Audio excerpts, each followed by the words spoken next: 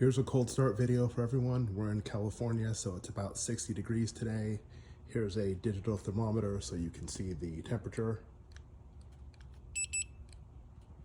See, it's about 60 degrees.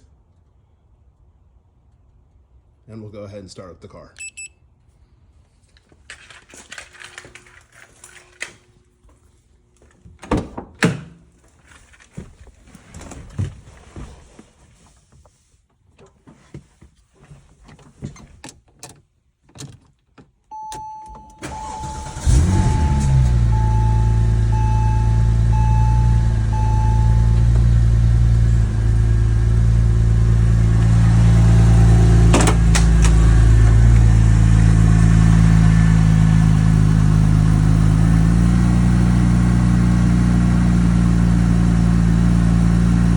Condensation as it warms up, but the car starts beautifully.